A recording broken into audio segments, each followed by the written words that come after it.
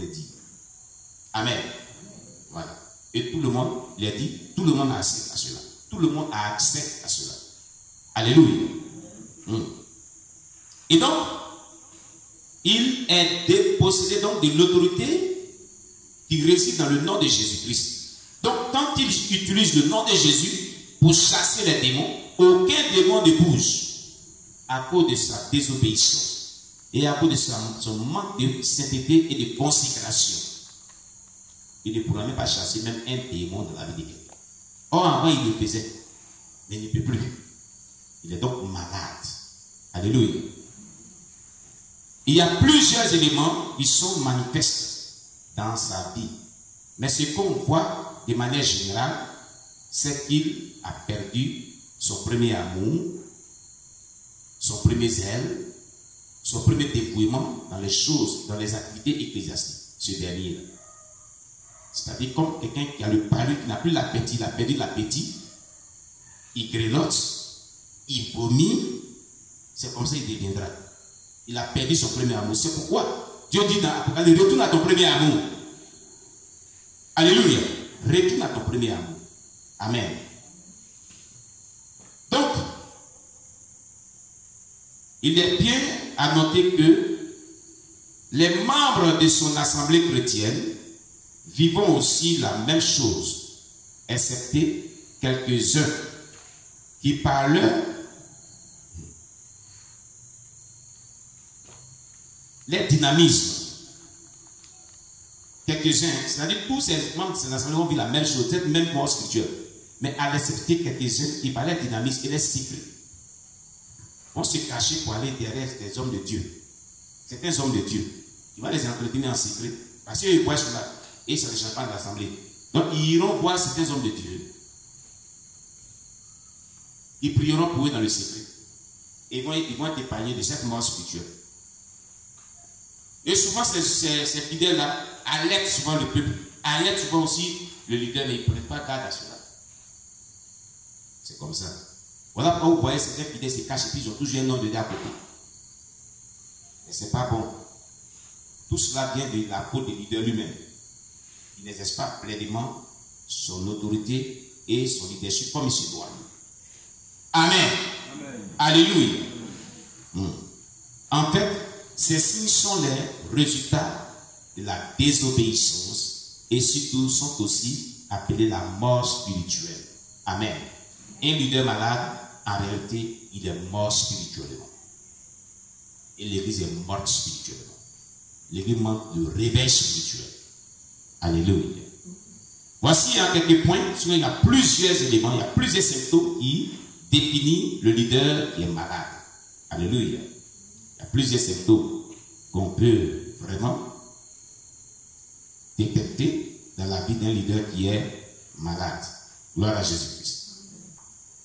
Alors, pour mieux comprendre notre sujet, il nous faut bien définir, comme on l'a dit, alléluia, et nous venons de le définir, mais nous allons faire un petit exercice de 10 minutes. Amen. Gloire à Jésus-Christ. Voilà. Pour que notre sujet soit pertinent et soit capable de nous apporter des solutions idoines, il nous faut faire d'abord un examen de notre assemblée chrétienne et de nous-mêmes. Notre assemblée chrétienne et de nous-mêmes. Amen. Amen. Nous-mêmes, notre vie. Ce qui sera notre diagnostic personnel. Amen. Notre diagnostic personnel. Nous allons voir 2 Corinthiens 13, verset 5. Quelqu'un pour nous lire 2 Corinthiens 13, verset 5. 2 Corinthiens chapitre 13, verset 5. Gloire à Jésus. 2 Corinthiens chapitre 13, le verset 5. 2 Corinthiens 13. Le verset 5.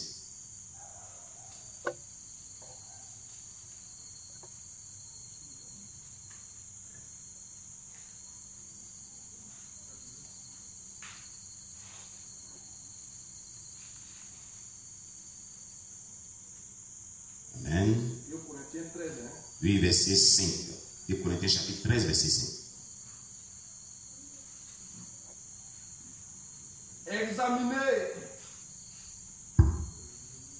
Examinez vous-même. Examinez-vous vous-même. Pour savoir si vous êtes dans la foi. Éprouvez-vous vous-même. Ne reconnaissez-vous pas que Jésus est en vous? Amen. Ça me suffit. Amen. Alors, on va nous examiner nous-mêmes. C'est ça qui va. Dieu nous recommande de nous examiner nous-mêmes. Amen. Pour voir si on est dans la foi. Parce que si on est dans la foi, écoutez, Jésus dit tout est possible à celui qui croit. La foi nous donnera toujours du succès dans tout ce qu'on entreprend. Et quand vous priez pour un sujet et que vous n'avez pas vraiment apporté ce que vos cœurs désirent, le dernier recours c'est de faire activer votre foi. C'est tout. C'est la foi qui donne toutes choses. Donc Dieu nous dit de nous examiner nous-mêmes pour voir si on est dans la foi. On va prendre 10 minutes. Parce qu'il y a tellement de choses à dire ce soir. Bon, je me demande si on va tout dire. Amen. Sinon on a beaucoup de choses à dire ce soir.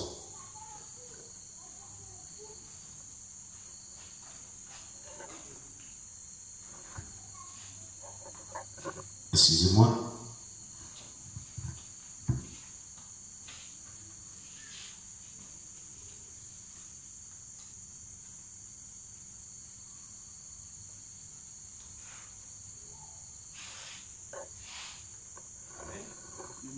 Je ne sais pas si ça suffit. Hein.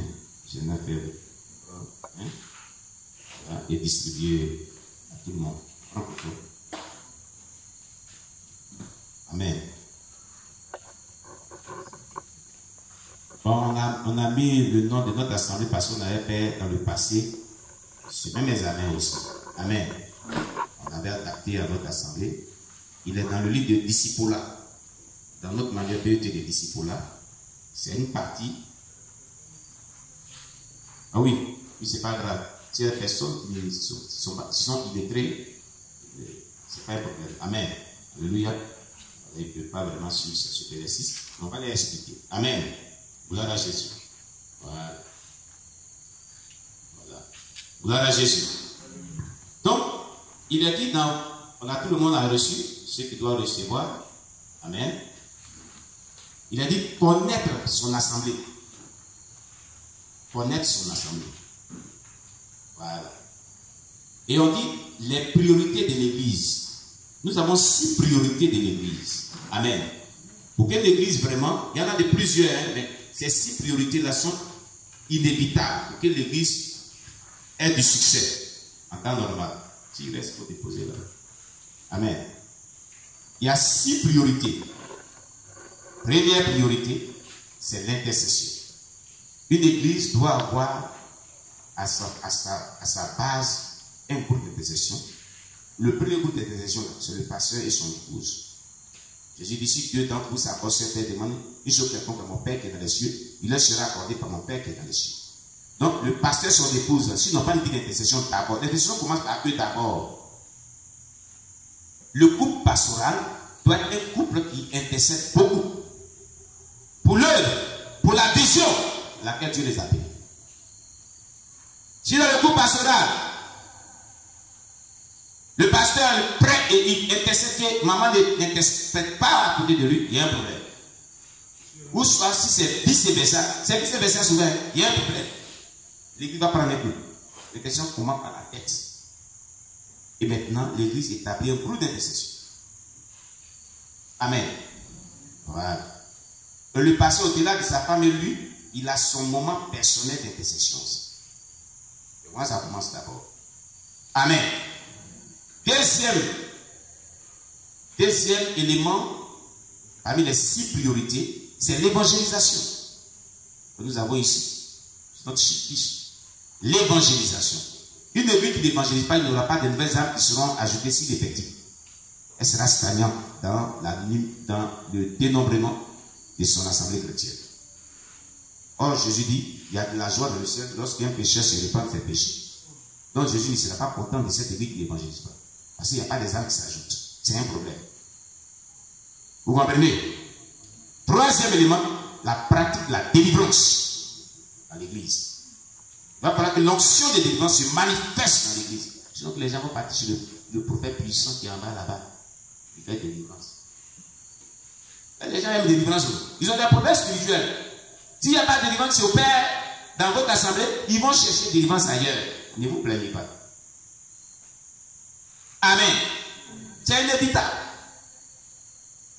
Tout leader doit se consacrer pour que les signes des miracles et la l'onction des délivrances se manifestent. Néanmoins, c'est donné à tout le monde. Jésus dit, dans Marc chapitre 16, verset 15 à 20, il dit, allez partout le monde, prêchez l'évangile au monde. Celui qui croira sera baptisé, celui qui ne croira pas sera condamné. Voici les signes et les miracles qui accompagneront ceux qui auront cru. En mon nom, ils chasseront les démons. Ils parleront de nouvelles langues. Ils imposeront les mains aux malades, ils seront guéris. S'ils boivent des préparés mortels, il leur fera point de mal. Il dit ceux qui auront cru. Est-ce que le leader ne croit pas en Jésus? Pour que les signes des miracles n'accompagnent pas son ministère. Il est en train de nous dire qu'il ne croit pas en Jésus. Donc il est disqualifié même d'exercer son ministère. Un leader qui croit en Jésus doit manifester le charisme de l'onction. C'est inévitable. Qui l'a appelé? C'est Jésus. Jésus manifestait l'onction. La Bible dit son petit Christ. Pourquoi lui, à son niveau, l'onction ne se manifeste pas? Il y a un problème. Il y a un problème dans sa relation avec Dieu. C'est ce que ça veut dire. Il y a un problème dans son niveau de consécration. C'est ce que ça veut dire. L'onction doit être manifestée par tous les chrétiens. Écoutez, quand Jésus va venir, c'est l'onction qui va nous prendre de la terre, va nous amener à coller à lui. C'est la puissance que Dieu on appelle l'onction. Quand la trompette va sonner, c'est pas une puissance qui va prendre les élus qui vont monter à eux. Vous ne savez pas ça? Quand la trompette va sonner, qu'est-ce qui va se passer? Il est dit, les chrétiens, ceux qui sont agréables à Dieu, ceux qui ont vécu dans la sainteté véritable, seront enlevés. Et nous croiserons Jésus-Christ dans les airs, déclare le des Saintiens. N'est-ce pas? Mais c'est la puissance de Dieu qui va se manifester. Ce n'est pas magie. C'est l'onction qui va se manifester. S'il n'y a pas un dépôt d'onction en toi, tu ne seras pas enlevé. C'est tout. Tu ne seras pas enlevé. C'est ça qui est la vérité. Christ manifestait l'onction. Les disciples manifestaient l'onction. Mais tu es quel genre de croyant chrétien qui ne manifeste pas l'onction? Revois ta vie spirituelle. Revois ta position avec Christ. Qui connaît les mains? Les mains, c'est qu'on appelle les enfants, appelle Dynamori en Côte d'Ivoire. Hein? Quand on met un ici, on met un ici, et qu'on rapproche un pays d'attraction. Hein? C'est ce qui va se passer le jour de l'enlèvement.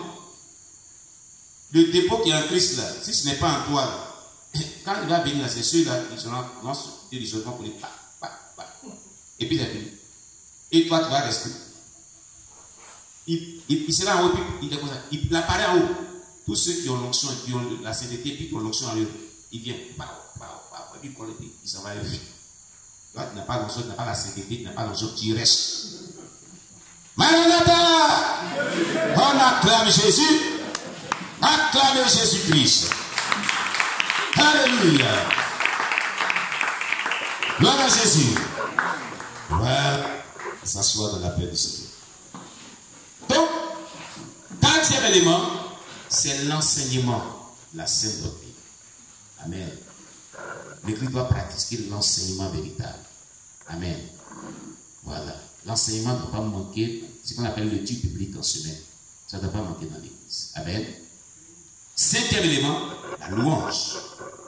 On doit louer Dieu, on doit adorer Dieu. Et sixième élément, les actions sociales. C'est un côté vraiment que l'Église néglige beaucoup. L'action sociale est un élément qui permet à l'Église d'avoir du succès. Si l'Église a des moyens, l'Église aide ceux qui n'en ont pas. Et l'Église pense aux pauvres, orphelins et nécessités.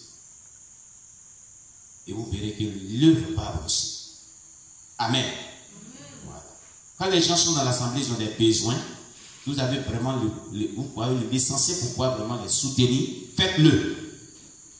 Dans une église, il doit y avoir le département d'action sociale. Il doit y avoir une caisse d'action sociale, une caisse d'entraide, une caisse de soutien aux veuves, orphelins et nécessiteux. Si ça manque dans l'église, c'est un problème majeur. C'est pas bon. Et là, vous ne pouvez pas l'amour envers des personnes qui n'ont pas de moyens. ils sont vraiment dans les problèmes. Vous ne pouvez pas l'amour. Vous ne pouvez pas l'amour sacrificiel à ce niveau. Et ça, c'est pas bon. Amen. Amen. La Bible dit, dans l'un des épîtres des gens, petit enfant, n'aimez pas en parole, mais en acte, en action. Qui se souvient de ce passage-là? Hein? Voilà. Donc l'Église doit prouver son amour par des actes de soutien, sacrifice.